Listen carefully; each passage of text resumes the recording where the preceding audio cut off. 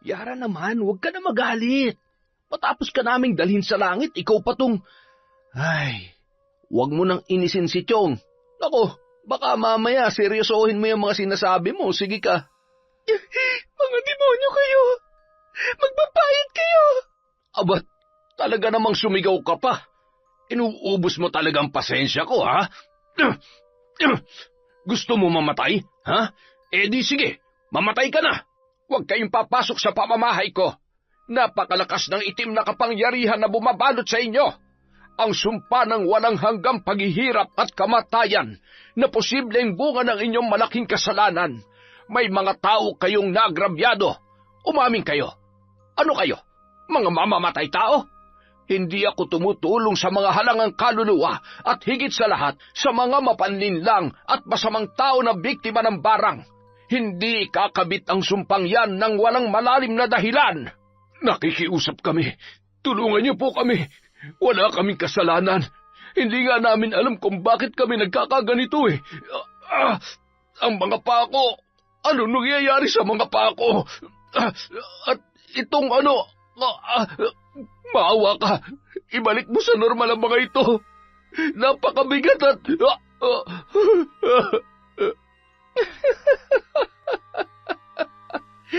Ang tagal kong hinintay ang pagkakataong ito. Ngayon, hindi nyo na magagawa pang takasan ang mga kasalanan ninyo. Wala nang mas masaya pa na magdusa kayo sa loob ng kulungan habang nakakulong sa aking sumpa na magpapahirap sa inyo sa bawat segundo, bawat minuto, araw-araw. Taon 2010, Batangas. Patuloy pa rin ang pagbuhos ng malakas na ulan. 10 minuto bago sumapit ang 3:00 ng madaling araw ay nagising si Yara sa lamig ng tubig na tumutulo sa kanyang muka. Napabalikwas ang dalaga at nakiramdam sa paligid, sabay inabot ang flashlight at tiningnan kung saang butas na naman nagmumula ang tulong yon. Luma na at pinagtagni-tagni lamang ang yero na nagsisilbi nilang bubong at ang dingding naman ay yari sa mga lumang tabla at kawayan. Napakamot ulo na lamang ang dalaga nang makita ang panibago na namang butas sa kanilang bubungan. Ay, pambihira. Ang sarap-sarap pa naman sana ng tulog ko dahil malamig. Mamaya ako lang tatapalan yan. Nasaan na ba yung maliit na palanggana? Oh, ayan. Hindi ko alam kung saan inilagay ni tatay yung pantapal.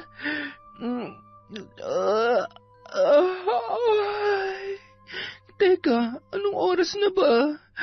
Ay, sakto lang pala, mag-aalas-3 na rin. Makapag-init na nga ng tubig. Ang sarap naman ng tulog ng tatay ko. 1, 2, 3.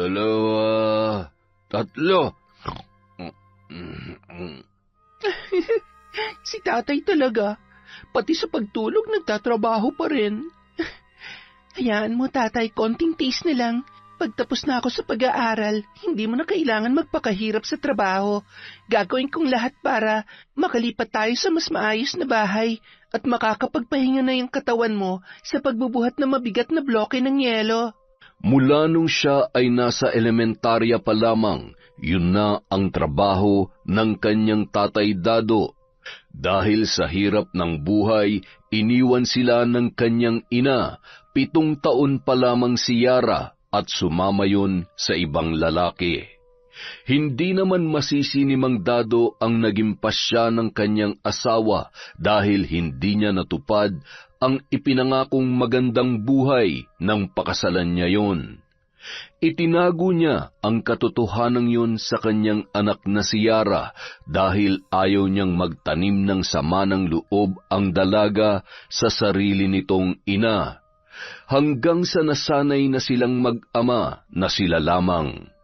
Magkasama at magkasangga sa lahat ng pagkakataon. Pagkatapos mag-init at magtimpla ng kape, ay umupo na si Yara sa gilid ng katre ng kanyang ama. Tay, tatay, gising na po. Mag-aalas 5 na. Ano? Alas 5 na. Bakit naman ngayon mo lang ako ginising? Malilintikan ako nito kay boss. Nakakahiya. Tatay naman, masyadong nervyoso. Nagbibiro lang po ako. Mag-aalas 3 pa lang. Natimpla ko na po yung kape nyo at binilhan ko na rin po kayo ng tinapay kagabi. Ubusin niyo po yon para may lakas kayo sa pagbubuhat. Hahatiran ko na lang din po kayo ng tanghalian mamaya. Wala naman pong pasok ngayon eh. Ay, pambihira kang bata ka, oo. Kinabahan talaga ako ng husto. Siya, sabayan mo na ako magkape. Sige lang po, tatay. Babalik pa po ako sa tulog pagkaalis ninyo. Late na rin po kasi ako natulog dahil tinatapos ko po yung project ko. Inaantok pa nga rin po ako eh. Nagising lang ako dahil sa bago na namang tumutulo sa bubong. Sandali lang ho, tatay ah. Ihanda ko lang yung damit nyo, bota, raincoat, dahil umuulan. Mahirap magkasakit. Bawal ang magkasakit sa pamilyang to. Salamat, anak. Yung pantapal dyan sa butas ay nandoon sa lalagyan ko sa ilalim ng mesa. Sige po, ako na pong bahala, tay. Kayang-kaya ko na po yan. Wala naman talaga akong masabi sa kabaitan at kasipagan ng anak ko. Abay, ako na yata ang pinakamaswerteng ama sa balat ng lupa. Higit sa lahat, ikaw ang pinakamagandang dalaga dito sa lugar natin. Siyempre naman po dahil napakagwapo kaya ng tatay dado ko. Matapos maihanda ang kailangan ng kanyang ama, ay umupo yun sa may mesa habang naliligo naman si Tatay Dado. Tumitili-tili pa si Mang Dado sa sobrang lamig ng tubig. Nang makatapos yun, ay agad namang nagbihis ng kanyang damit pang trabaho. Paglingon niya sa may mesa, ay napansin niyang nakatulog na ulit si Yara at hindi niya na inistorbo pa. Nagising ang dalaga habang tinatanggal ni Mang Dado ang taling lubid ng kanilang pinto nang papaalis na yon. Ano ba at masyado namang mahigpit ang pagkakabuhol ng taling ito? Tay, aalis na po pala kayo. Ako na po, tatay. Hinihigpitan ko po talaga. Mahirap na. Baka mamaya may magtangkang pumasok na pusa at kainin yung tinapay eh. Siya. Kaya naman pala. Naistorbo ko patuloy ang tulog mo. Okay lang po. Mag-iingat po kayo. Payakap naman muna sa mahal na mahal kong tatay.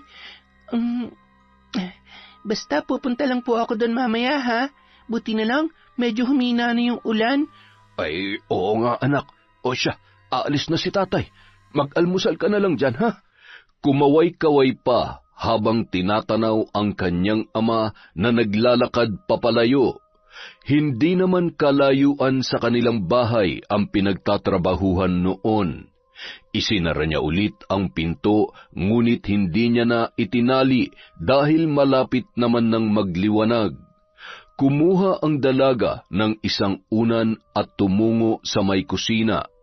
Doon ay muling nakatulog si Yara. Samantala, nang makarating naman si Mang Dado sa pagawaan ng bloke, ay agad niyang binuksan yon.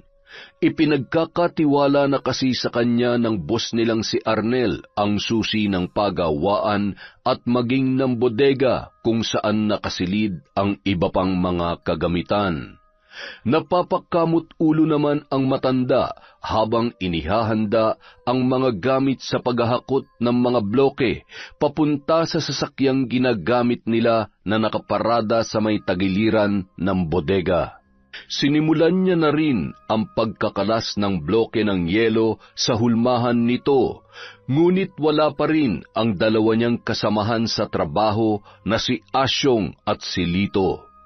Si Asyong ay kasabayan ni Mang Dado sa pagpasok sa nasabing trabaho mula pa nang magsimula ang negosyong yon ni Arnel. Si Lito naman ay pamangkin ni Asyong na dayo sa nasabing lugar. Palipat-lipat yon sa mga kamag-anak niya kaya wala ring permanenteng trabaho. Agad naman yung natuto sa tulong ni Mang Dado.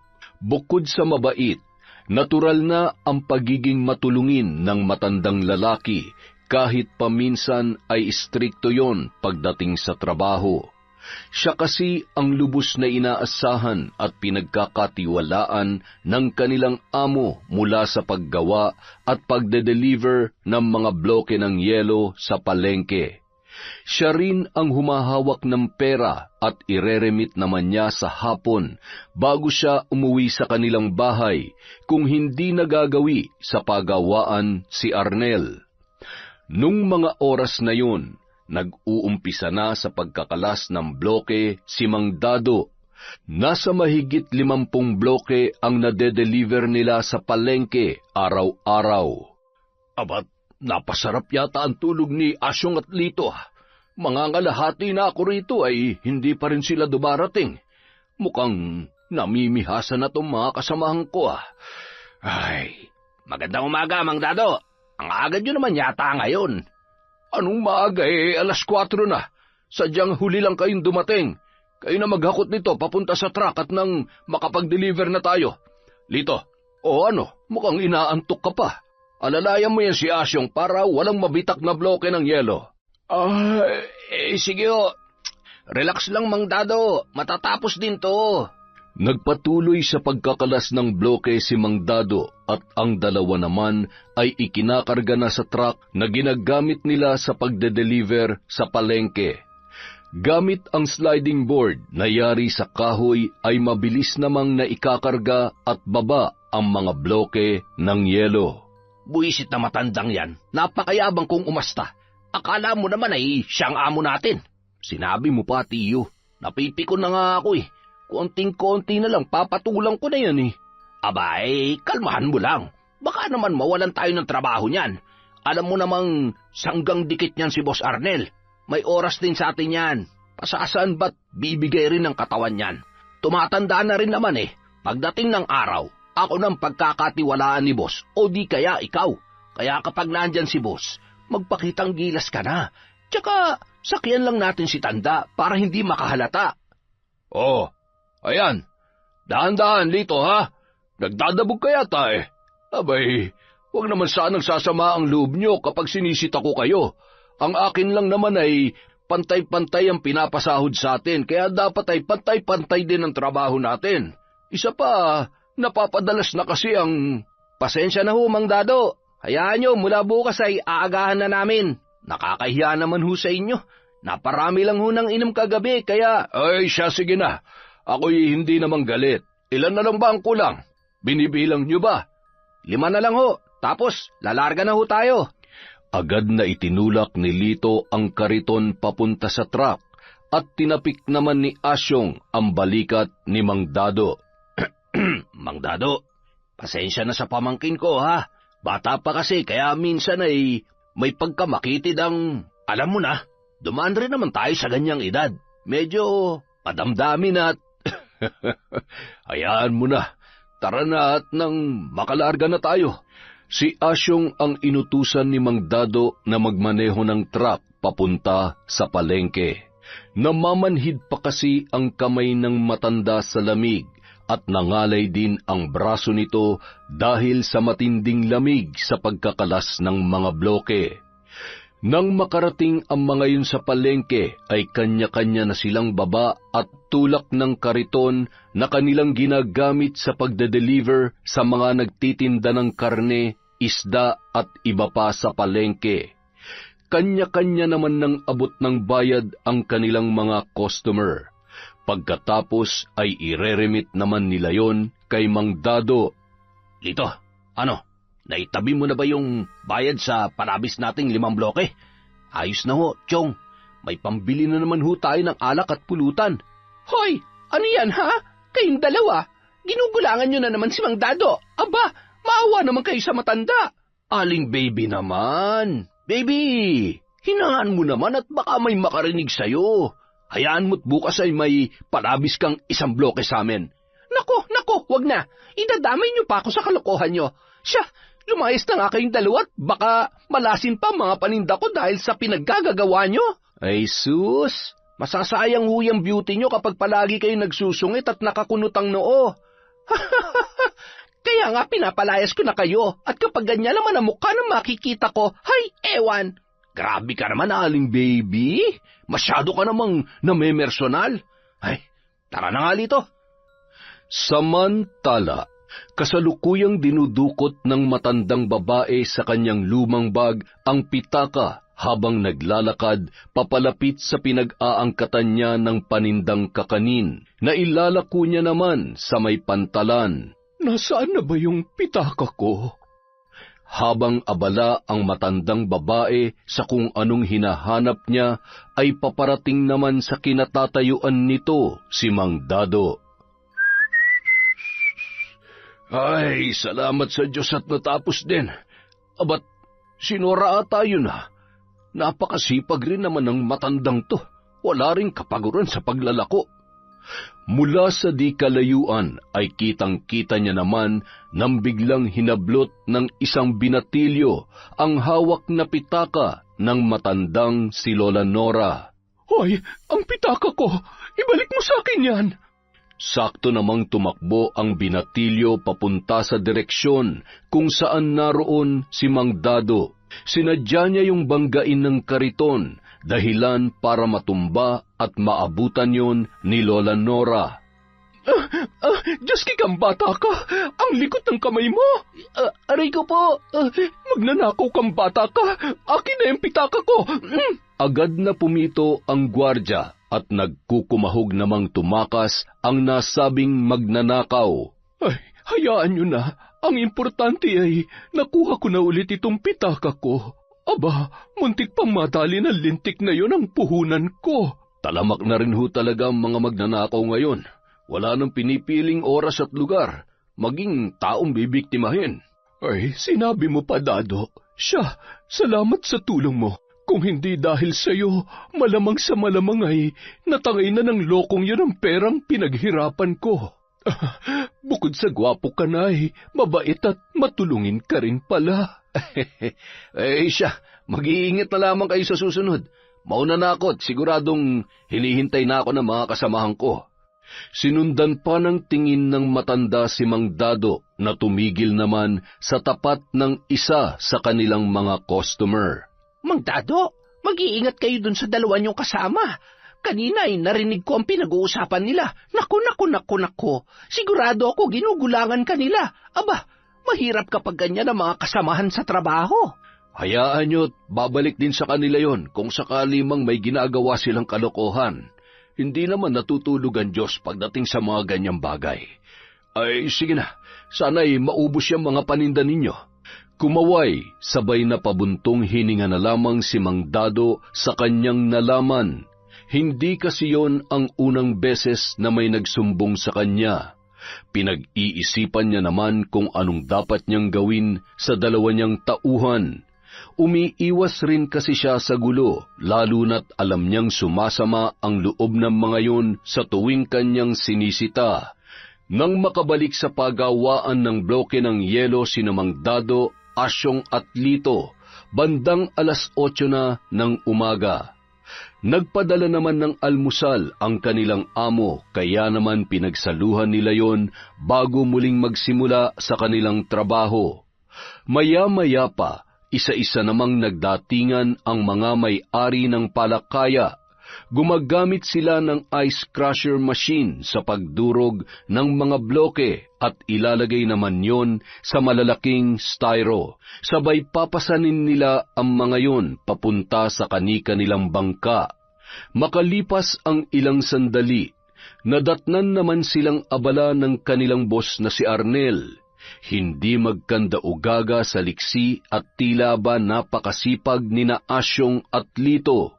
Napangisi na lamang si Mang Dado sa inaasal ng magtiyo. Mang Dado, pahinga muna kayo. Iabot ko muna tong sahod nyo, baka makalimutan ko. Ano raw? Anong sinasabi ni boss? Napakaingay kasi nitong makina Magpapasahod na raw, Mang Dado. Tara na't baka magbago pang isip ni Boss Arnel. Siya, halina kayo. Lito, itigil mo na muna yung pagsasalin ng tubig. Sige o. Huli na ho ito. Susunod na po ako, Mang Dado. Ilang sandali pa ay agad nang iniabot ni Arnel ang kani-kanilang sahod na nakalagay sa loob ng puting envelope. Agad naman nagpasalamat ang mga yon. Pakibilang na lang at baka kulang. Mang Dado, muntik ko na makalimutan. Pinabibigay ho ni Mrs. kay Yara. Pabaon daw ho at pambili ng kung anong kakailanganin niya sa school. Nabayaran ko na rin ho kahapon yung kabuuan ng tuition fee niya.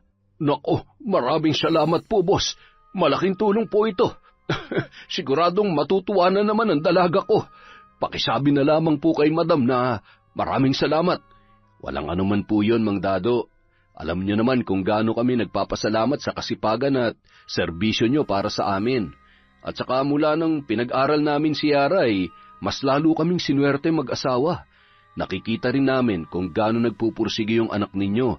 Napakahusay ho sa klase kaya talaga naman hindi nakakapanghinayang na pag-aralin. Bigla namang nagkatinginan sina Asyong at Lito. Nababakas ang inggit sa mukha ng mga yun habang nakikinig sa pag-uusap ng kanilang amo at ni Mang Dado. Bumalik na lamang sila sa kanilang ginagawa. Kita mo na, Lito, hindi ba't lugi tayo?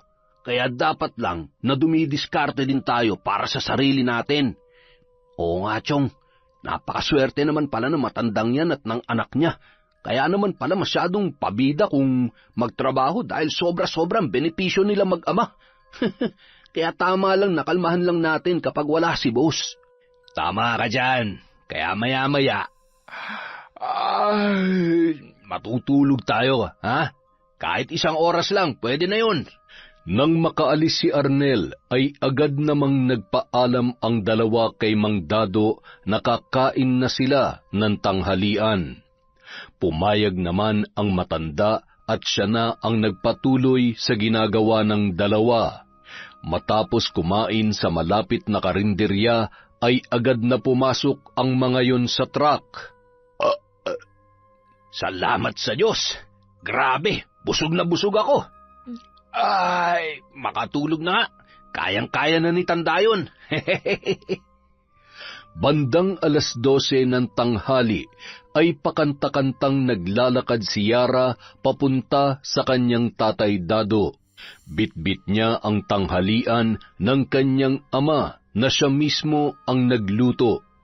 Napakunot noon naman siya nang masilip sa loob ng truck sina Asyong at Lito na tulog na tulog. Aba, ayos ah. Tapos na ba sila sa trabaho? Siguradong dinuduga na naman ng mga ton tatay ko. Teka lang, babalikan ko kayo. Nagpatuloy sa paglalakad ang dalaga.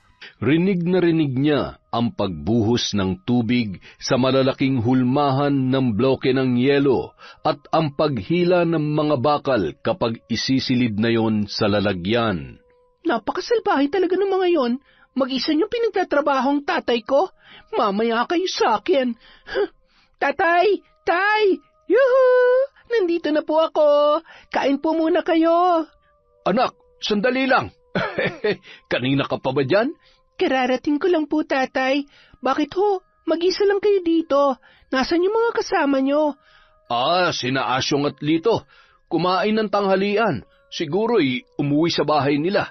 Kanina pang 11:00 yon. 12:00 na hindi pa rin nakakabalik. Nako, siguro po ay tinutunaw pa yung kinain nila. O baka naman po, nalunok na nila yung kutsara, kaya... Ikaw talaga. Hayaan mo na. Kayang-kaya ko naman to. Tapos naman ng dagsa ng mga customer. Mamaya ulit yan, mga 3:00. Sus, kaya nasasanay sila ng ganyan kasi hinahayaan nyo eh. Tay, kapag hindi mo sila sinita, mamimihasa ang mga yan. Maawa naman kayo sa sarili ninyo. Ayaw ko naman na nasusobrahan kayo sa pagod. Inaabuso na kayo ng mga yon. Huwag kasi kayo masyadong mabait. Umiiwas lang tayo sa gulo, anak. Sa sakit ng ulo. Nakikisama lang ako. Pero kapag sobra-sobra na, siyempre magsasalita rin ako. Isa pa, may nagsusumbong rin sa akin sa palengke tungkol sa kalokohan ng mga yan. Dinadaya nila ang bilang ng bloke para may kita sila maliban sa sahod nila. Ay. Kita nyo na? Naku, madadamay ka pa sa kalokohan ng mga yan.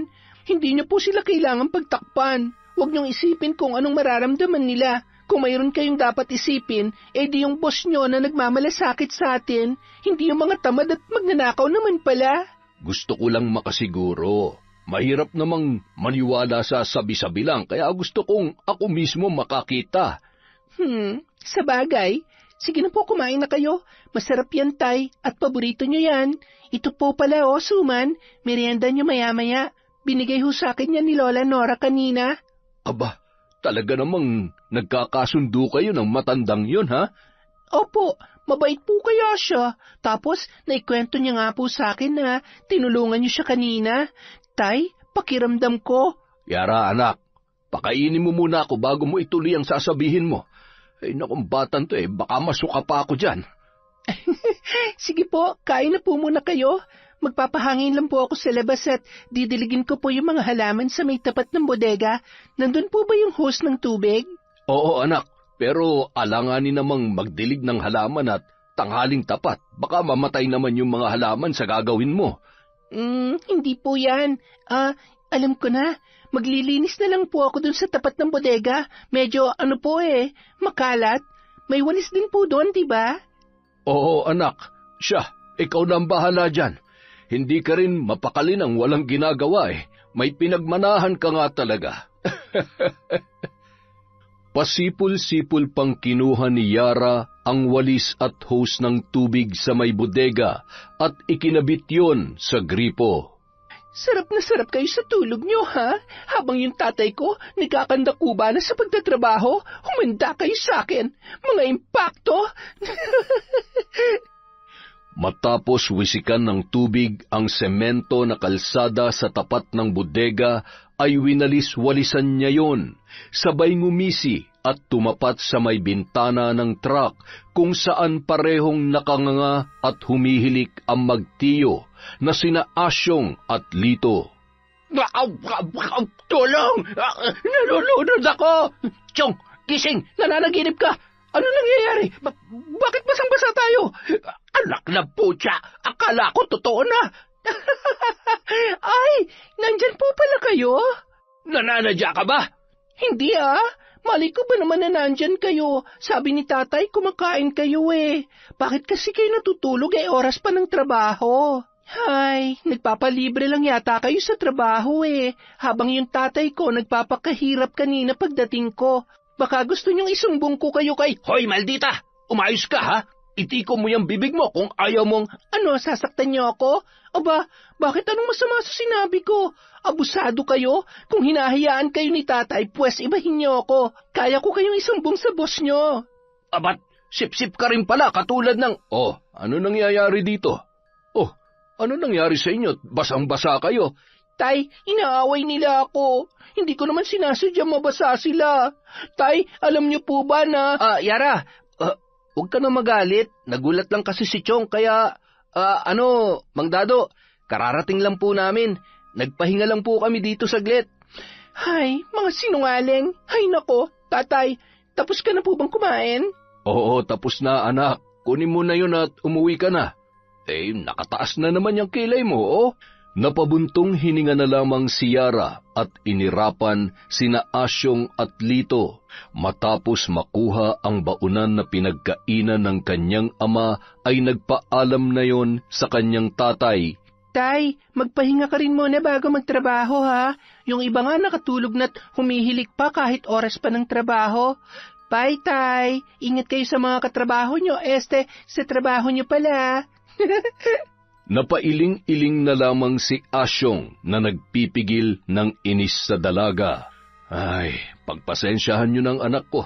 Ganyan lang yung magsalita pero mabait naman yan. Sinasabi niya lamang kung ano ang totoo at kung ano nakikita niya. Okay lang Mang Dado.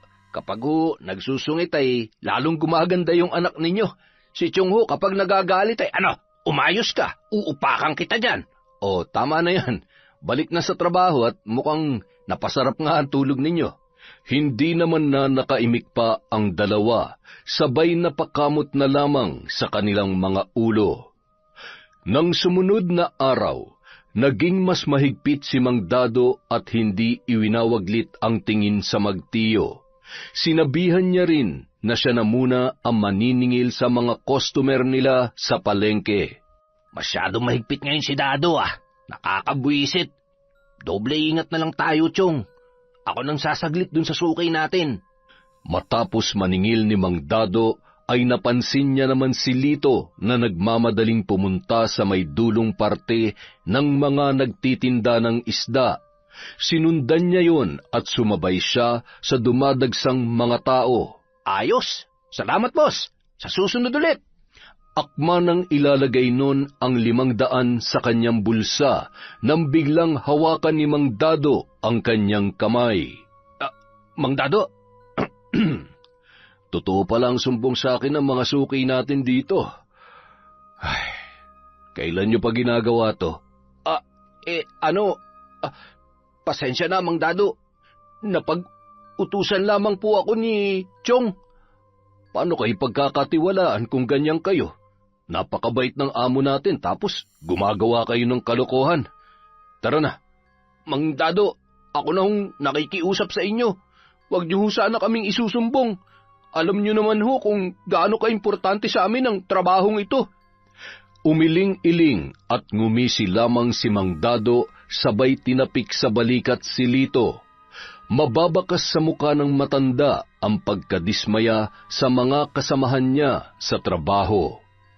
Halos buong maghapon ay hindi umiimik si Mang Dado. Hindi rin sila kinakausap at hindi rin sila minamanduhan sa kung ano ang mga dapat nilang gawin, katulad ng nakagawian nito para masigurong maayos at mapapabilis ang kanilang trabaho. Habang naglalakad pa uwi pagkatapos ng trabaho ay agad namang sumagi sa isip ni Asyong si Mang Dado. Ano mang problema ni Dado? Hindi na nga umiimik ay nakasimangot pa. Sarap upakan.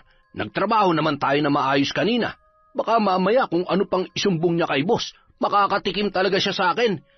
Chong, may problema tayo. Ano kasi, nahuli ako kanina ni Mang Dado. Alam niya na pala yung tungkol sa pagpapalusot natin ng bloke. Ano? Anak nang, napakabobo mo naman. Paano nangyari yun? Bakit naman hindi ka nag-iingat?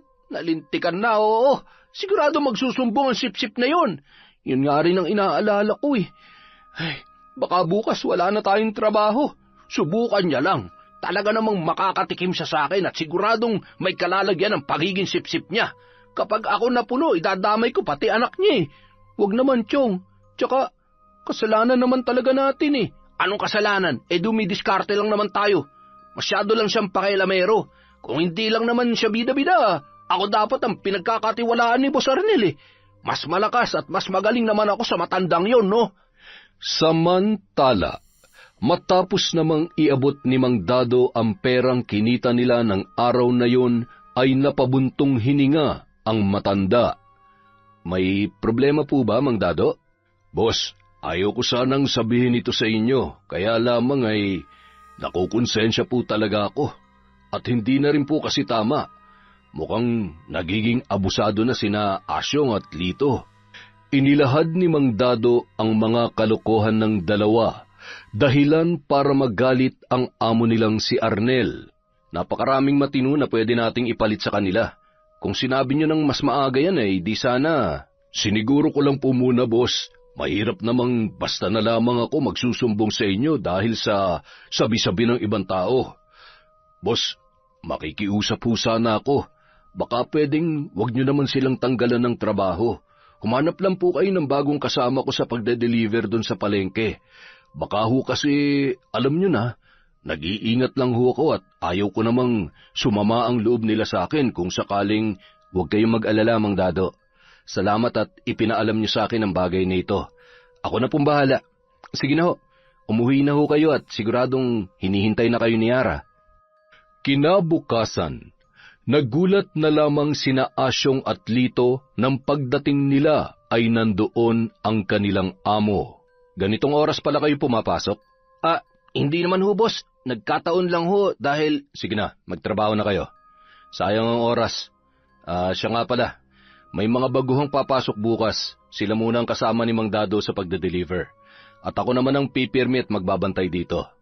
Gusto ko na rin mag-focus dito dahil mukhang napapabayaan ko na yata kayo dito eh. Tumangutango na lamang sina Asyong at Lito. Nababakas ang kaba sa muka ng magtiyuhin.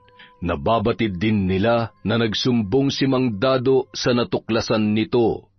Buong araw nasa tamang oras at maayos na nagtrabaho ang dalawa, ngunit hindi sila nag-iimikan man lamang. Hayop ka talaga, tanda. Humanda ka sa akin. Masyadong matabil yan dila mo. Panira ka ng diskarte. Maghintay ka lang at susurpresahin kita. Nagkamali ka ng binangga.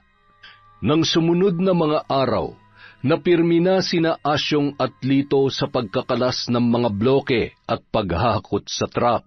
Pagkatapos ay sila rin ang nagsasalin ng tubig sa mga hulmahan. Yung dalawang baguhan ang naging kasakasama ni Mang Dado. Bagamat mabait si Mang Dado at masunuri naman ang mga bago niyang kasama, ay mabilis din yung natuto at nakasundo ng matanda sa pagde-deliver sa palengke. Pagkatapos mag-deliver ay umuuwi na agad ang mga yon at maghahanap naman ng ibang pag-e-ekstrahan. Makalipas ang 1 buwan, paunti-unti nang nagiging mas madali at mas magaan ang trabaho.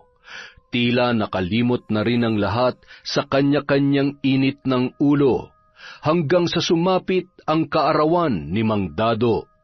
Umaga pa lamang ay nagpabili na ang boss nila ng 1 kahon ng alak at nangakong magbibigay ng lechon manok na pulutan. Ayos, Mang Dado. Mahal na mahal ka talaga ni boss. Natatakam na kami ni Lito sa lechon manok mamaya. Mukhang gagapang ho tayo pa uwi nito ah. Aba, ako'y kontrolado na sa pag-inom, kaya ako nang bahala sa kwento mamaya. Isa pa, magagalit ang anak ko. Hindi ho yun. Kaarawan nyo naman. Siguradong mabait rin ho yung anak ninyo. Ano ibig mong sabihin? Mabait naman talaga si Yara at... Ay, yun nga ho ibig kong sabihin, kaya hindi ka pagagalitan nun. Kami na hong bahalang magpaliwanag sa kanya mamaya. Di ba, Lito? Ay, nako. Hindi nyo madadaan sa paliwanag yung anak ko. At saka, ayaw niya ng lasenggo. Takot yun sa laseng dahil mula nang maliit pa siya, ay hindi naman talaga siya sanay na may umiinom sa bahay. At matagal naman na talaga akong hindi nakikipag-inuman. Lalo na nung nabubuhay pa ang misis ko. Siya, tapusin na natin ang trabaho at nang mamaya ay makapag-happy-happy na tayo. Oo naman, sisiguruhin namin yan, Mang Dado. Happy-happy tayo mamaya. Para naman hindi mo makalimutan ang kaarawan mong ito. Kinagabihan. Ay, nasan kaya si tatay? Anong oras na Wala pa rin siya. Malamig na tong pansit na niluto ko. Ay, hindi kaya... Baka nga umiinom sila. Naku, baka malasing yun. Buti pa, susunduin ko na. Habang naglalakad si Yara, ay natanawan yon ni Lito na noon ay umiihi sa may tagiliran ng bodega. Nagmamadali yung umihi pagkatapos ngumisi habang kinakawayan ang paparating na dalaga. Susunduin mo ng tatay mo, no? Malamang, alangan naman ikaw.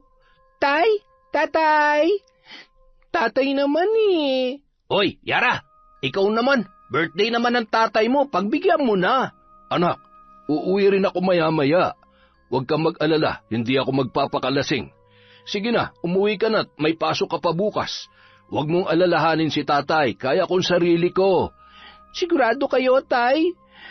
Ay, siya, sige, uuwi na ako. Huwag ka masyadong magpapagabi, kung hindi, babalikan kita dito.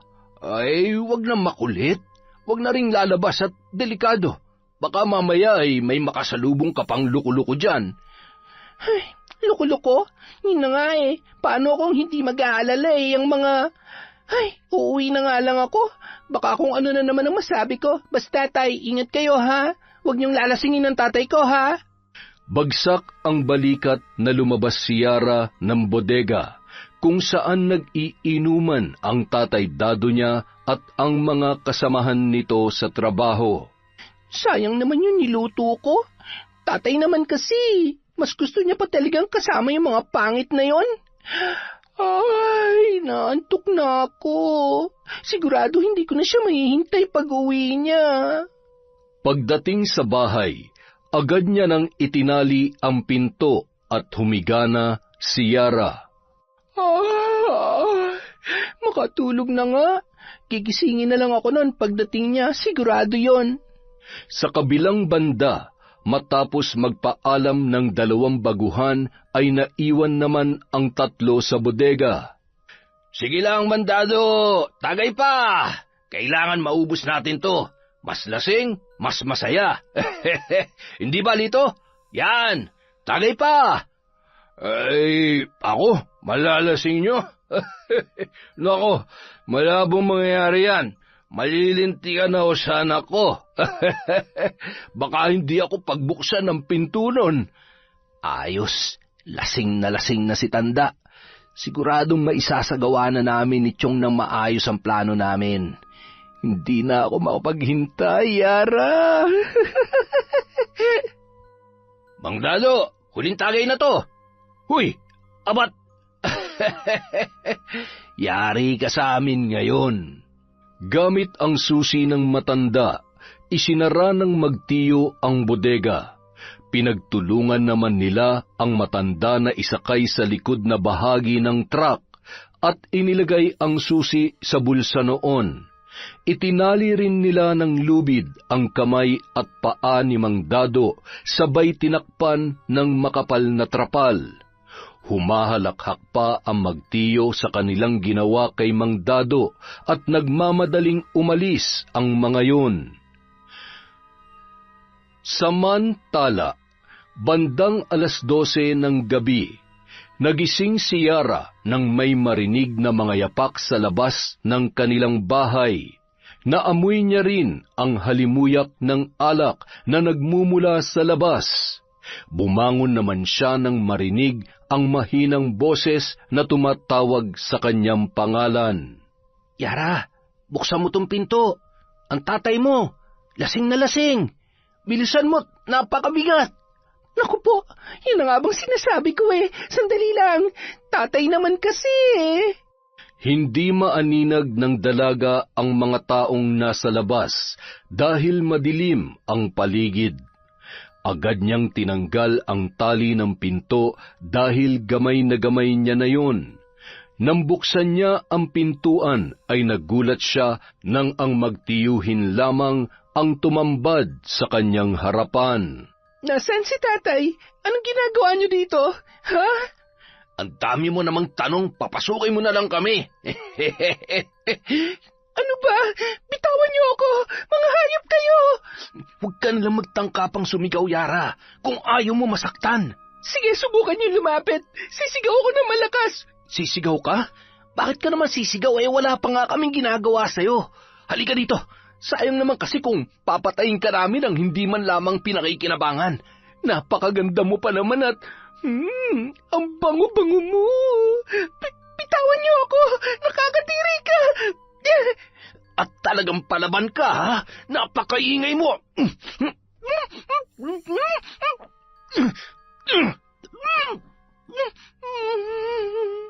Kasabay ng pagtulo ng luha ng dalaga ay ang pagsigaw niya sa kanyang isipan, habang walang awa siyang pinagsasamantalahan nina Asyong at Lito. Pilit siyang humihingi ng saklolo sa kanyang tatay na nung mga oras na yon ay hindi pa rin nagigising sa labis na kalasingan. Matapos pagsawaan ng dalawa ang dalaga na noon ay wala ng saplot, nang hihina at tila ba gusto na lamang matapos ang kanyang buhay nung mga oras na yon, dala ng pandidiri at awa sa kanyang sarili. Ikinuyom niya ang kanyang mga palad habang nanginginig ang mga labi at patuloy ang pagpatak ng luha na nakatitig sa dalawang lalaki, na noon ay nagawa pang magsindi ng sigarilyo habang nakangisi at nananabik pa rin sa dalaga. Ano, may gusto ka bang sabihin? Bakit hindi ka makapagsalita ngayon? Nasaan na yung tapang mo, ha? Patayin niyo na ako! Patayin niyo na lang ako!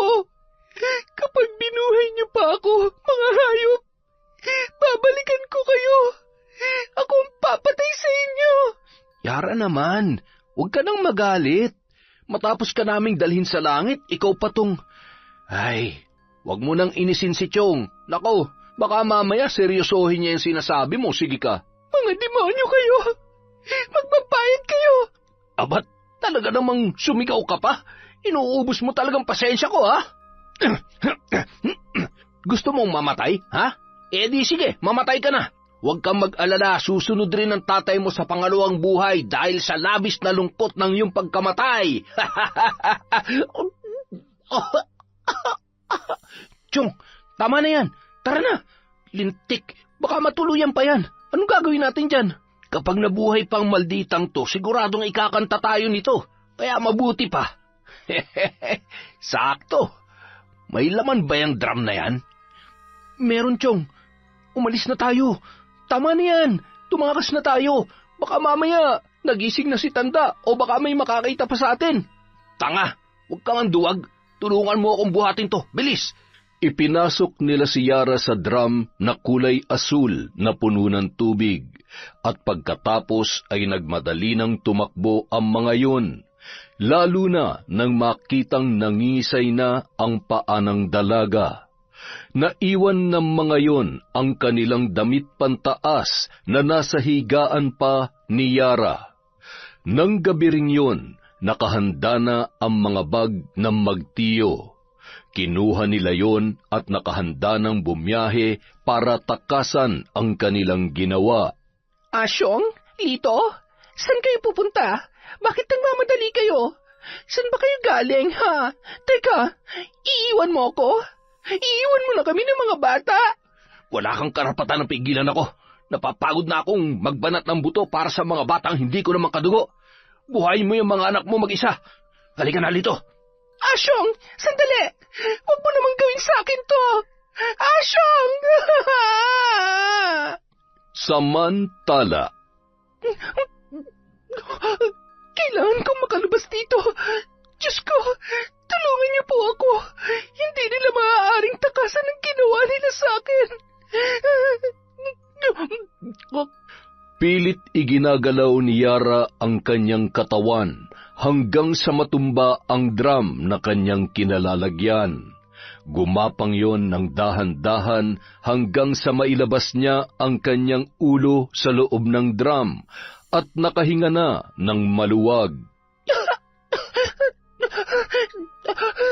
Mga hayop, pagbabayaran yung ginawa niyo sa akin. Magbabayad kayo. Nung mga sandaling yon ay siya rin namang pagkagising ni Mang Dado. Wala siyang makitang liwanag at naliligo na rin siya sa pawis. Hindi ako makahinga na maayos.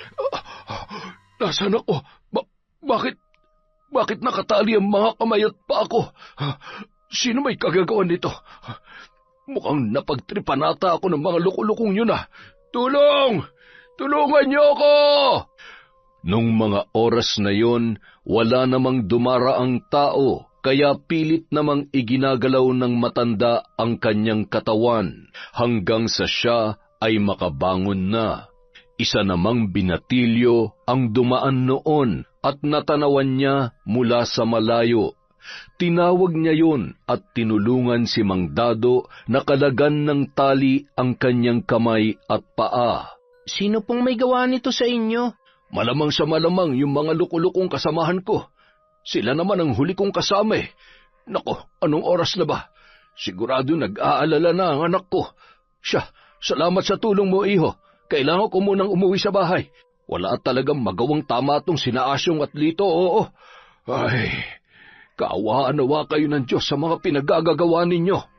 Habang naglalakad si Mang Dado, ay may 3 kalalakihan na tumatakbo papalapit sa kanya at natatanawan niya rin ang iba pang mga tao na nasa tapat ng kanilang bahay. Mang Dado, buti na lang ho, umuwi na kayo. Bilisan niyo na ho dahil ano ba nangyayari? Bakit nagkakagulo sa tapat ng bahay? Si Yara ho. Ano nangyari sa anak ko? Napatakbo habang nanginginig ang buong katawan dahil sa takot na nararamdaman niya nung mga sandaling yon. Nadatnan niya ang ilang mga kababaihan sa loob ng bahay na siyang nag-aasikaso kay Yara. Ang tanging nakapulupot sa katawan ng dalaga ay ang kumot nito. Basa at magulo ang buhok. Nanginginig pa rin sa lamig at takot. Mababakas sa muka at braso ang mga pasa at sugat na nagpapatunay ng matinding pinagdaanan. Sino may gawa nito? Yara, anak, magsalita ka. Sino may gawa sa iyo nito? Tay, bakit ngayon ka lang? Pinagsamantalahan nila ako, Tay. Sinong gumahasa sa iyo? Patawarin mo ko, anak. Patawarin mo si tatay. Papatayin ko kung sino man na may gawa nito sa iyo. Magbabayad sila. Nang mabaling ang tingin ni Mang Dado sa mga damit na nasa katre ng kanyang anak, ay mas lalong nandilim ang kanyang paningin sa galit. Kinuha no ng itak at tumungo sa bahay ni na Asyong. Sumama naman ang ilan pang kalalakihan at mga tanod ng barangay na tinawag ng kapitbahay na unang nakasaksi sa kalagayan ng dalaga nang napadaan yon at gumagapang palabas si Yara para humingi ng saklolo. Nang makarating si Mang Dado sa tapat ng bahay ay galit na galit at pinagtataga noon ang bakod at mga halaman habang sumisigaw at pinapalabas sina Asyong at Lito. Lumabas kayo! Mga hayop kayo! Hindi na kayo naawa sa anak ko! Papatayin ko kayo! Asyong! Lito! Lumabas kayo dyan at harapin niyo ako! Mang Dado, ano po? Ay! Maawa ho kayo! Kumalma ho kayo! Ano po bang nangyayari? Nasaan sina Asyong at Lito? Ilabas mo ang demonyo mong kinakasama at ang pamangkin niya. Kailangan nilang pagbayaran ng ginawa nila kay Yara. Mga wala silang puso para gahasain ang anak ko. Palabasin mo sila! Palabasin mo sila! Mang Dado, patawarin niyo ho ako. Kahit halugugin niyo po ang buong kabahayan ay hindi niyo po sila makikita. Kagabi pa po sila umalis. Hindi ko po alam kung bakit. Ang sabi niya lang po sa akin ay napapagod na siya sa pagtatrabaho para sa mga anak ko. Hindi ko po alam ang ginawa nila sa anak ninyo. Huwag niyo po akong sasaktan alang-alang sa mga anak ko, Mang Dado. Nakikiusap po ako. Hindi nila maaaring takasan ang ginawa nila. Saan sila pumunta? Saan? Pakiusap, sabihin mo ang totoo.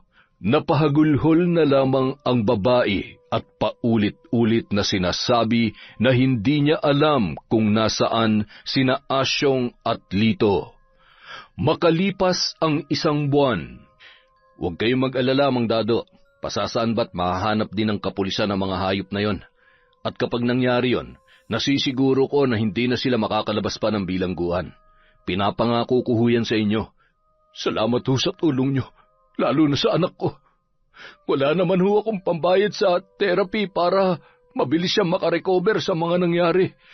Kaya salamat po talaga, boss. Ay, may mga pagkakataon na gusto kong sisihin ang sarili ko sa nangyari. Kung nakinig lamang ako sa anak ko nung gabing yon, baka sakaling... Sa nangyari, siguradong plinano nila ang lahat. Iba talagang takbo ng utak ng mga yon at nagkamali tayo na pinagkatiwalaan natin sila, Mang Dado. Huwag niyo sisihin ang sarili niyo. Hindi niyo ginusto ang nangyari. Ang mahalaga, hindi tayo tumitigil na mabigyan ng hustisya ang ginawa nila kay Yara. Makakaasa kayo na hanggang sa dulo ng laban niyo para kay Yara, sasamahan namin kayo. Nandito lang kami mag-asawa para sa inyo. Hindi namin kayo pababayaan. Hindi naman mapigilang maluha ni Mang Dado, lalo na nang yakapin yun ni Arnel. Sa tagal ng pinagsamahan ng dalawa ay itinuring niya na ang matanda na parabang sarili niyang ama. Hindi lamang yon, napamahal na rin ng husto si Yara sa kanilang mag-asawa. Sa kabilang banda, sigurado ka bang hindi tayo mananagot sa tatay mo nito? Baka naman isumpa ako nun kapag nalaman niya na ako ang pasimuno sa lahat ng ito. Naku, mahirap na. Ayaw ko namang ma-turn off ang crush ko sa akin. Baka mamaya ay hindi niya natanggapin ang suman at bibingka na ipinabibigay ko sa iyo sa kanya. Huwag po kayong mag-alala. Ilalakad ko pa po kayo kay tatay, basta tulungan niyo lang po ako na maging mahusay na mambabarang. Alam niyo po, kahit mahuli pa sila ng pulis at makulong, hindi pa rin sapat yun para pagbayaran nilang ginawa nila sa akin. Pati pangarap ko pinatay nila. Dinumihan nila ang pagkababae ko. Alam niyo ba kung ano nang tingin sa akin ng mga tao? Ng mga kaklase ko? Diskrasyada, marumi. Yung iba sa halip na kaawaan ako, ayun, ako pang sinisisi. Bakit ang bilis nilang manghusga? Hindi nga nila alam kung anong pinagdadaanan ko eh. Pakiramdam ko ang dumi-dumi ko. Hindi ko alam kung babalik pa ba sa normal ang buhay ko. Huwag ka na lamang makinig sa mga sinasabi nila. Alam mo kasi yung mga taong walang alam sa totoong nangyari ay siya pang may ganang pumutak. Alam mo ang mahalaga? Makabangon ka at magpalakas ka, Yara. Kapag makapangyarihan ka na, hindi mo na sila poproblemahin kapag hindi mo na kaya ang mga pinaggagawa at pinagsasasabi nila. Patikimin mo ng malupit na barang, ng madala, at magising sila sa katotohanan na walang magandang maidudulot ang pagiging pakialamero sa buhay. Naiintindihan kita, Yara. Dahil katulad mo, bago ko natutunan ang pambabarang ay naging biktima rin ako ng mapagsamantalang kalalakihan. Matapos may kwento ni Lola Nora ang masalimuot niyang nakaraan sa probinsya na kanyang pinagmulan, ay agad naman nang inihanda ng matandang babae ang mga kagamitan sa pambabarang, kasama ang damit na naiwan nina Asyong at Lito. Makakatulong yun upang mabilis na maikabit ang sumpa sa tao na nais nilang parusahan o patawan ng kamatayan. Natandaan mo ba ang lahat ng sinabi ko sa iyo? Kailangan magkasundo ang isip, ang galit sa puso, at ang itim na kapangyarihan upang maging mas mabisa ang bawat sumpang iyong bibitawan, Yara. Tanggalin mo ang pag-aalinlangan at ang kakaunting awa na iyong nararamdaman. Huwag ka mag-alala. Habang suot mo ang binigay ko sa iyong kwintas, ay mananatili kang ligtas sa sumpambalik ng pakikipag-anib sa kapangyarihan. Kapag tapos na ang ating misyon, itatapon natin yan sa dagat kasabay ng pagpapalaya mo sa iyong sarili mula sa galit at masalimuot na nakaraan. Sige na, simulan mo na ang ritual. Nandito lamang ako, makikinig at mananatili mong gabay. Kaya mo yan, Yara. Nakaramdam ng tuwa ang matanda habang pinagmamasdan ang dalaga. Hindi siya makapaniwala kung gaano kabilis natutunan ni Yara ang mga bagay na kanyang itinuro. Ramdam niya ang malakas na kapangyarihan na noon ay unti-unti nang umaanib sa dalaga habang binibitawan ang mabibigat na sumpa para sa mga taong nagkasala sa kanya. Kasing init ng nagbabagang impyerno ang mararamdaman ninyo. Hindi maiibsan ng kahit gaano karaming tubig at lamig ang uhaw na mararamdaman ninyo. At kahit ilang beses pa kayong maligo, aalingaso pa rin ang mabahong amoy nyo katulad ng marumi nyong pagkatao. Amoy ng nabubulok na karne at basura. At sa mga susunod na araw, ang bituka nyo ay lalawlaw pababa sa inyong ari na animoy may hinihila kayong isang malaking dambana. Ang mga paa nyo mawawalan ng lakas para hindi nyo na magawang tumakas. Mga paa na mapupuno ng sugat at nakakadiring malalaking kulugo. Malalim na sugat na papamahayan ng bangaw at iba't ibang insekto. Hinding-hindi na kayo patutulugin ng konsensya nyo mula sa araw na ito hanggang sa bumalik kayo at mapagbayaran ang mga kasalanan ninyo. Matapos maisagawa ang ritual, ay agad nang nagpaalam si Yara kay Lola Nora. Masayang-masaya siya nung mga sandaling yun habang sumasagi sa isip niya ang paghihirap na ipapatikim sa mga nanggahasa sa kanya. Pasipol-sipol pa yun at sinalubong naman ng kanyang ama. Anak, mukhang napapadalas ang pagdalaw mo kay Nora. Ano bang ginagawa mo roon? Nagkukwentuhan lang po kami, Tay. Huwag po kayong mag-alala. Mabuting tao po siya. Kapag kausap ko siya, gumagaan ang pakiramdam ko at nararanasan ko yung parang merong ina. Ang dami ko pong natututunan kay Lola Nora. Alam niyo po ba na katulad ko, naging biktima rin siya ng mga masasamang loob? Halika na, Tay. Matulog na po tayo. May pasok pa ho kayo bukas, kaya wag na po kayong magpuyat. Dapat hindi niyo na ako hinintay pa. Paano ako makakatulog kung wala ka pa dito sa bahay? Pagkatapos ng mga nangyari, ewan ko ba, kapag nawawala ka sa paningin ko, hindi na ako mapalagay. Tatay, mula ngayon wala na kayong dapat ipag-alala. Kayang-kaya ko ng protektahan ng sarili ko. Wala nang makakapanakit sa akin. Ay, makatulog na nga. Good night, Tatay. Ano bang ibig niyang sabihin? Bakit parang mayroong kakaiba sa anak ko? Hindi ko alam kung dapat ba akong matuwa o kabahan sa inaasal niya. Hindi kaya...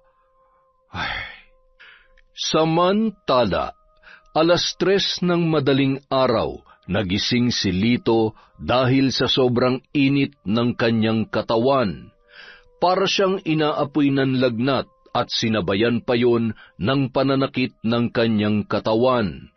Kinuha niya ang tuwalya at akmasa ng papasok sa banyo nang bigla namang napamura si Asyong na noon ay naliligo. Anak ng teteng, paliligo ka rin ba? Oo, napakainit, Chong. Para akong inaapoy ng lagnat at masakit ang katawan ko. Tsaka, sandali nga, iinom nga muna ako. Nanunuyo na rin ang lalamunan ko. Madadali pa yata ako ng trangkaso eh. Pambihira naman buhay natin to. Paubos na ang pera natin. Wala tayong mapasukan na trabaho dahil hinahanapan tayo ng lintik na NBI clearance na yan. Hindi nga natin masabi ang totoong pangalan natin dito eh. Kumuha pa kaya ng mga requirements na hinihingi nila? Masyadong mahigpit. Hindi na makataasan ng sahod. Ay, paano na tayo ngayon? Madadali pa tayo ng sakit. Mukhang mamamalimos na tayo nito. Wala tayong pambayad sa upa sa boarding house na to. Ay, anong gagawin natin, Chong? Hindi naman tayo pwedeng bumalik sa Batangas. Sigurado mahuhuli tayo. Ayaw ko makulong. Bahala na. Mabuti pa magnakaw na lang tayo. Ang dami-daming pag-alagalang snatcher dyan. Basta magdoble ingat na lamang tayo. Chong, bilisan mo na. Kailangan ko na talaga maligo. Mamamatay ako sa init na nararamdaman ko. Hindi na nakatiis pa si Lito at pumasok na rin sa banyo sabay sunod-sunod na nagbuhos ng tubig. Pagkatapos maligo, ilang minuto lamang ang lilipas ay babalik na naman ang init na kanilang nararamdaman. Ngunit kahit anong init ay hindi naman sila pinagpapawisan. Ano ba nangyayari sa atin? Hindi kaya pinabarang na tayo ni Dado? Wala namang ganun. Hindi naman ako naniniwala sa mga barang-barang na yan. Baka sadyang maalinsangan lang ang panahon. Buti pa itulog na lang natin to, Chong. Ilang sandali lamang mula nang sila ay makaidlip. Nagising na si Lito dahil sa panginginig ni Asyong habang humihingi ng tulong. Agad namang tumayo ang binata at hinawakan ang kanyang tiyuhin sa muka. Nagulat si Asyong nang diinan nun ang pagkakahawak, sabay nanlilisik ang mga mata noon na ngumisi. Hayop ka! Yan! Dapat lang yan sa'yo! Mamatay ka na! Mamatay ka na! Bitawan mo ako! Nababaliw ka na ba? Nababaliw? Hinding-hindi ko makakalimutan ang ginawa mo sa akin. Kaya halika dito! Walang kasing lakas na hinila nun ang nanghihina at lamig na si Asyong at dinala yon sa banyo. Hinawakan niya sa ulo si Asyong at paulit-ulit na inilulublob ang ulo sa isang malaking timba na punong-puno ng tubig. Tama na! Lintik ka! Papatayin mo talaga ako, ha? Pwes, uunahan na kita! Chong, bawa ka! Nang makita ni Asyong ang dugo sa ulo ng pamangkin, ay bigla siyang natauhan. Maya-maya, Napalingon silang pareho nang biglang bumukas ang pinto ng banyo at nakita nila ang isang babae na duguan ang muka, humahalakhak, sabay itinuro silang dalawa. Mamamatay kayo! Mamamatay kayo! Pagbabayaran niyo ang lahat, tandaan niyo yan! Hinawakan sila sa leeg ni Yara at walang kasing lakas na sinasakal ng walang kalaban-laban, katulad ng ginawa nila sa dalaga hanggang sa nawalan sila ng malay. Ngunit ang kahindik-hindik na mga bulong sa tenga ay kanila pa ring naririnig. Kinaumagahan, nagtataka sila nang magising sa loob ng banyo. Nakasubsob pa ang muka ni Asyong sa maruming inidoro. Buwak! Anong ginawa mo sa akin, ha? Anong ginagawa natin dito at... Teka, bakit ka umiyak, ha? Chong, nakita mo ba siya? Sabihin mo, nakita mo rin siya, hindi ba? Buhay pa siya. Buhay pa si Yara at papatayin niya tayo. Tama ka. Papatayin niya tayo. Pero bago niya magawa yun, kailangan natin gumawa ng paraan. Mukhang tama ang hinala ko dito. Binabarang tayo. Alam ko dahil minsan nang napaglaruan ng mga hayop na mambabarang ang tatay ko noon. Paano? Saan tayo maghanap ng albularyo sa lawak nito, Maynila? Isa pa, wala na nga tayong pera, di ba? Kailangan natin umuwi ng Batangas. Doon may kakilala kong albularyo na makakatulong sa atin. Kailangan matanggal ang barang na ikilabit sa atin, kung hindi, pareho tayong mamamatay. Ibang gumanti ang mga mambabarang. Ibig sabihin, si Yara, mambabarang?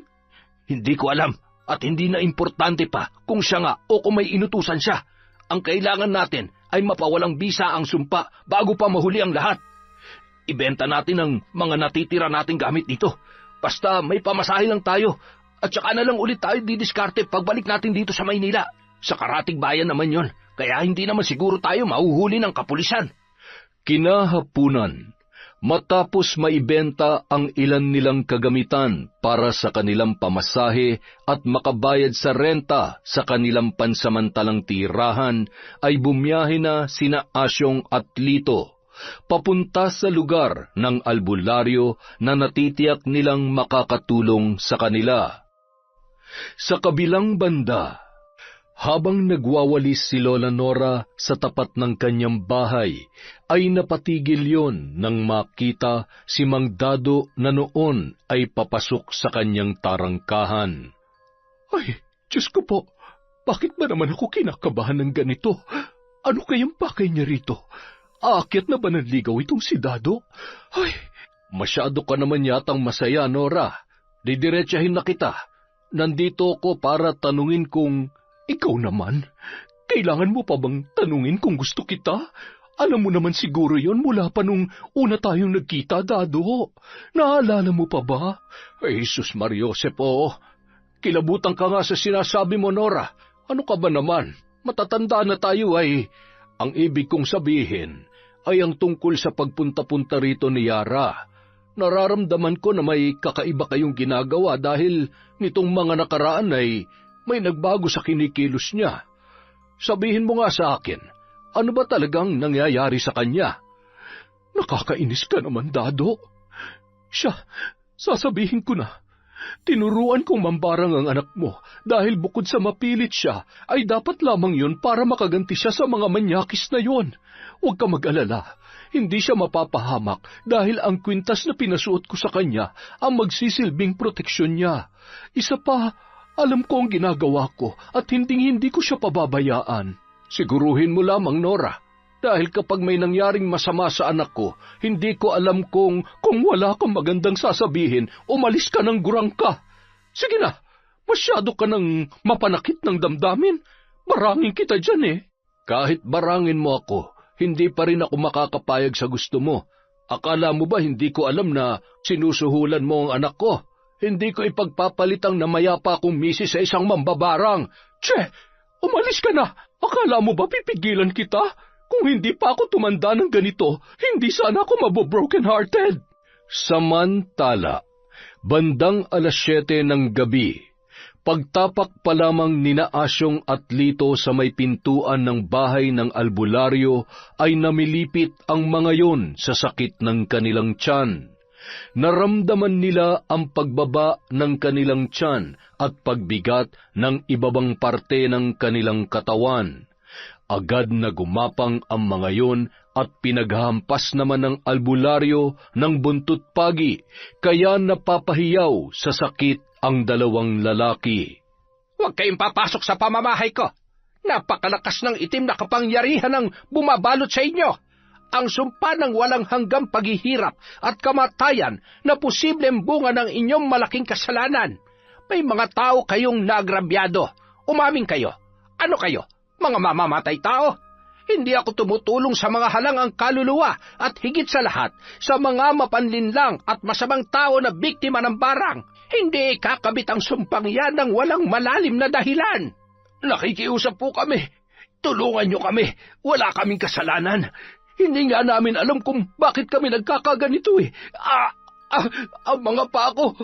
Ano nangyayari sa mga paa ko? At itong ano ko, bawa ka. Ibalik mo sa normal ang mga ito. Napakabigat at... Chong, hindi ko na kaya. Ang sakit. Tama na. Yara, kung ikaw man na nagpapahirap sa amin ni Chong, maawa ka. Susuko na kami. Huwag mo naman kaming pasakitan ng ganito. Ang sakit. May mga sugat at kulugo. Chong, ang mga paa natin. Diyos ko, amang mahabagin. Anong gagawin ko sa mga taong ito? Buhay pa nangabubulok na. Mga hilayo pa kayo. Pauna pa ako mamatay dahil sa amoy ninyo. Sobra-sobra ang galit na may gawa nito.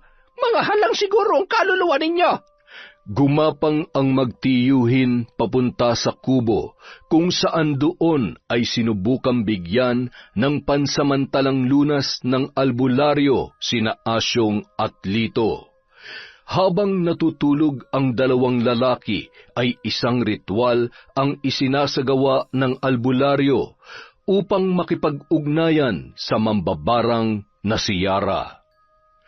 Kinaumagahan. Hoy! Magsigising kayo!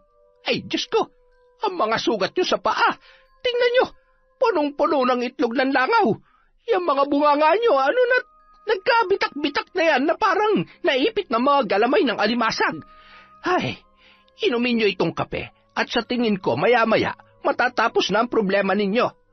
Alam nyo kasi sa totoo lang, ang gamot dyan ay ang itama nyo o pagbayaran ng ginawa nyong kasalanan. Kaso ang hilig ninyong tumakas sa katotohanan, kaya ayan. Ano bang ibig mo sabihin? Alam mo, kagabi ka pa Kung di mo kami kayang gamutin, dapat sinabi mo na.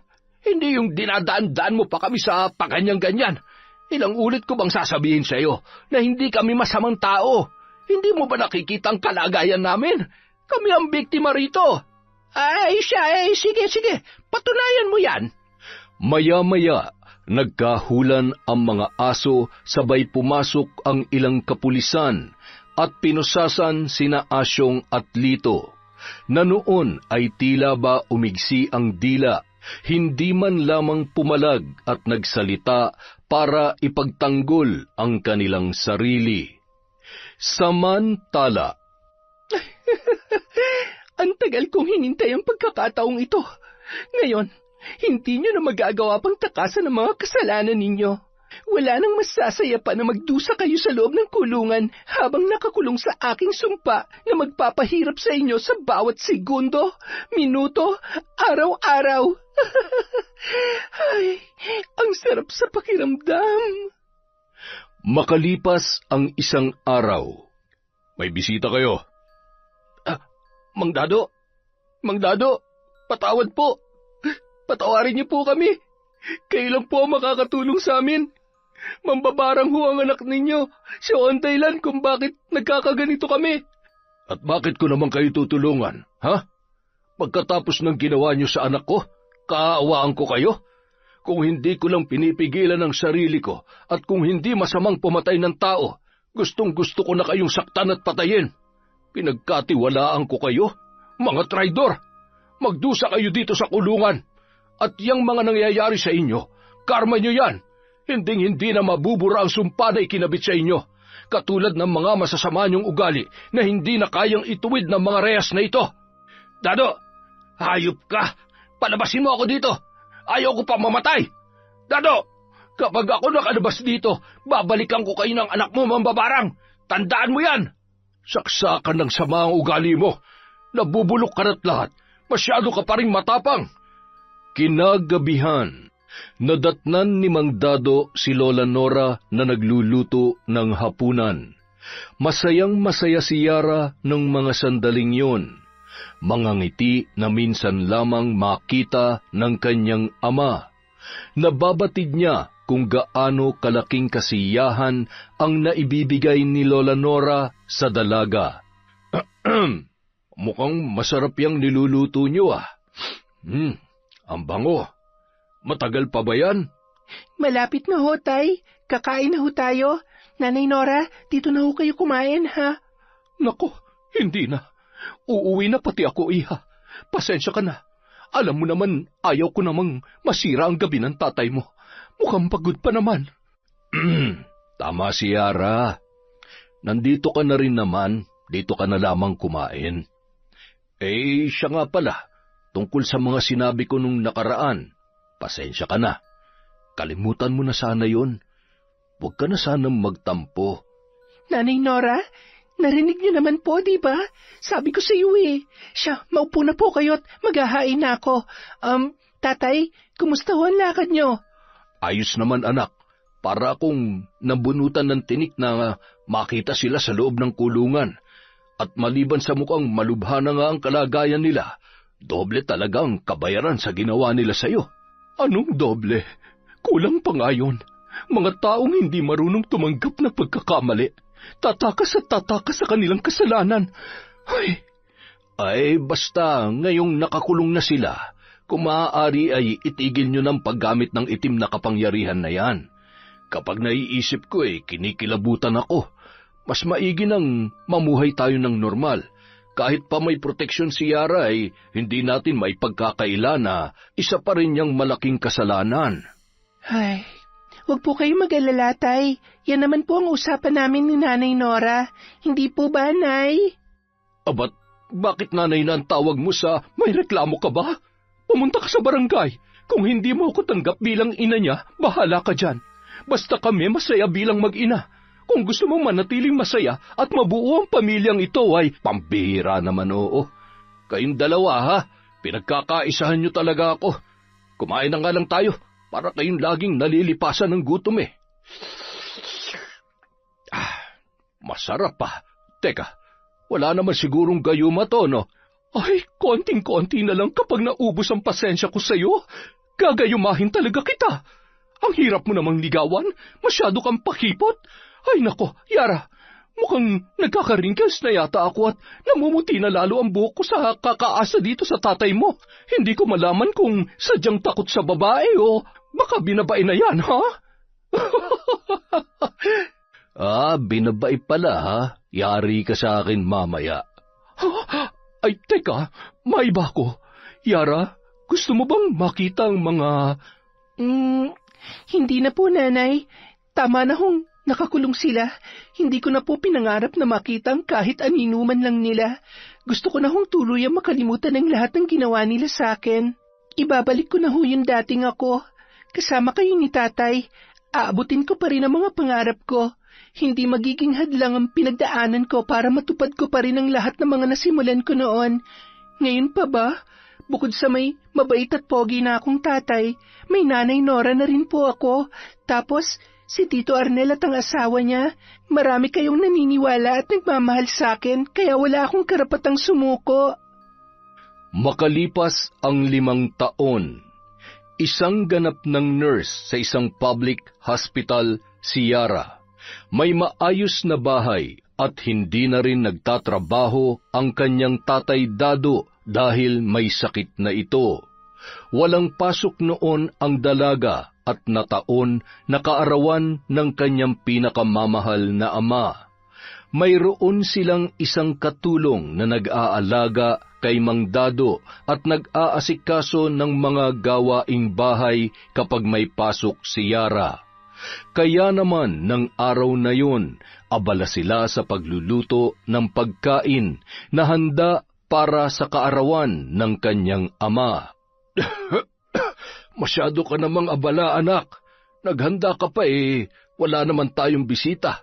Mapapanis lamang ang mga yan. Tatay, malay nyo naman may bisita kayo. Malay nyo, bumalik na si Nanay Nora. Hindi na babalik yun. Asa ka pa. Masaya na yun sa Sikihor at malamang sa malamang nakalimutan niya na ang kaarawan ko. Sus, aminin, namimiss nyo siya, no? Kayo kasi, lagi nyo na lang siyang inaaway. Alam nyo namang matampuhin yon. Ay, teka, nandyan na po pala si Sir Arnel at ang asawa niya. Tuloy po kayo. Maligayang kaarawan, Mang Dado. Napakagandang lalaki niyo pa rin po kahit hindi na tayo makapagbuhat ngayon. Magpalakas kayo. At nako, hindi pa tayo nagkakapo dito kay Yara at mukhang wala rin yatang boyfriend. Ay, wala pang ipinapakilala. Siguro takot makaliskisan. Hindi bali ng tumandang dalaga yan. Huwag lamang maloloko at masasaktan niyang si Yara. Tatay naman, masyadong strikto. Teka, mukhang... Nanay? Nanay Nora? Salamat at nakarating kayo. Alam niyo po ba, kanina pa kayo hinahanap ni tatay. Sabi niya namimiss niya na raw po kayo. Abat, hoy, wala akong... Shh! Tatay naman, sumakay ka na lang, baka mamaya magtampo na naman yan, sige ka. Nagagalit ka pa rin ba, sweetie? Sorry na, ikaw naman kasi. Huwag ka na mag-alala, hindi na kita iiwan ulit. Namiss ko naman itong napakapoging boyfriend ko. Ay, teka, may bisita ka pa yatang paparating. Nakakotse at, aba, ay sino yung gwapong yan? Sandali lang ho. Tuloy ka, Kent. Ikaw na lang ang hinihintay namin. Aba, ang gwapo naman niyang kasama mo, Yara. Hindi mo naman sinabi na may irereto ka sa aking bago. Parang gusto ko nang makipaghiwalay dito sa topakin mong amay Sweetie, hindi dahil sa hindi ako nakakalakad na maayos ngayon ay hindi ko kayang bangasan ng mukhang gwapo na yan. Abat, nandito lang ako nagagawa mong... Ito namang sweetie ko. Nagbibiro lamang ako. Kung hindi ako nagkakamali ay siya ang boyfriend nitong anak natin. Magandang araw ho. Ikinagagala ko po kayong makilala. Tama ho si nanay. Ako nga po siya po ang magiging asawa ko at tatay ng batang nasa sinapupunan ko. Tubig! Bigyan niyo nga ako ng tubig! Ay, Sus Mariosep, sweetie, huwag kang mamamatay. Sasampalin kita dyan. Mang Dado, uminom ho kayo. Hinga ho na malalim. Salamat. Lumapit ka nga dito. Pogi ka naman, mabango at gusto ko lang malaman mo na hindi kita binibigyan ng karapatan na lokohin at saktan ng anak ko. Kahit patay na ako, kapag umiyak yan, babangon ako sa hukay at makakatikim ka sa akin. Tatay naman, mabait ho tong si Kent. Kahit ho 3 beses ko siyang inaaway araw-araw mula nung niligawan niya ako, hindi niya po ako sinukuan. Kaya huwag kayong mag-alala, hindi ho kami maghihiwalay kung sakaling dumating ang araw na magkakaproblema kami. Katulad ho ng, ay nako, ayan, magkakaturuan na. Pasensya ka na anak, hayaan mo't hahabaan ko ng pasensya ko dito sa tatay mo hanggang sa huli naming hininga. Sweetie naman kasi, huwag mo na akong inaaway. Alam mo namang mahal na mahal kita Yon, isang nakakatuwa at napakagandang kwento na naman mula sa kwentong Enteng. Maraming salamat po sa inyong pagtsatsaga at walang sawang pakikinig. Wala po muna tayong shoutout. Sa susunod na video, maglilista po muna tayo. Again, maraming salamat po mula sa kwentong Enteng.